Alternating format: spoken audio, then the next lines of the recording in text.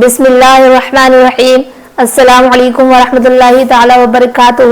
لیلۃ القدر کی نماز اور اس کی برکتیں۔ میری پیاری پیاری اسلامی بہنوں، لیلۃ القدر رمضان المبارک کے آخری عشرے کی طاق راتوں میں سے ایک رات ہے۔ قرآن مجید میں اللہ رب العزت نے ارشاد فرمایا کہ لیلۃ القدر 1000 مہینوں سے بہتر ہے۔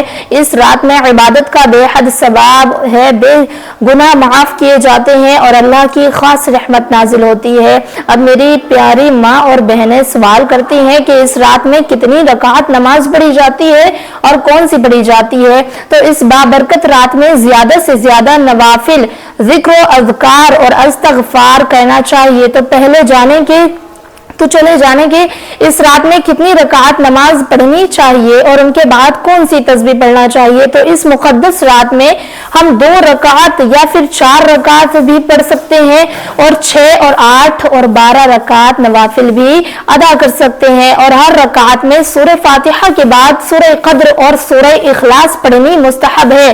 نماز تسبیح بھی اس رات میں ادا کی جا سکتی ہے جو گناہوں کی معافی کے لیے بہت مؤثر ہے، اور دوسری نماز مغفرت بھی پڑھی جا سکتی ہے۔ تو کچھ میری ماں اور بہنیں سوال کرتی ہیں کہ نماز مغفرت کس طریقے سے پڑھی جائے گی؟ تو 2 رکعت نماز میں ہر رکعت میں سورہ فاتحہ کے بعد 3 بار سورہ قدر اور 3 بار سورہ اخلاص پڑھی جاتی ہے۔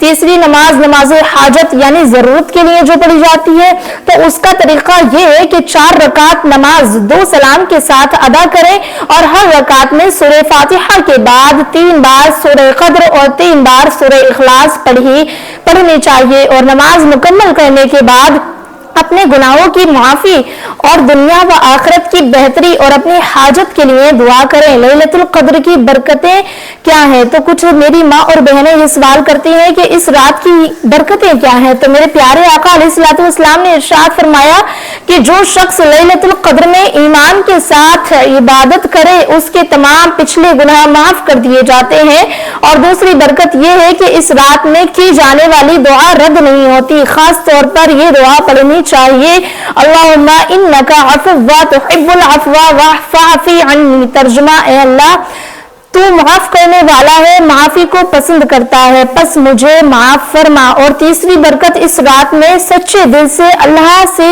مانگنے والا کبھی خالی نہیں لوٹتا۔ چوتھی برکت جو بہت ہی خوبصورت برکت ہے کہ آسمان سے فرشتوں کا نزول۔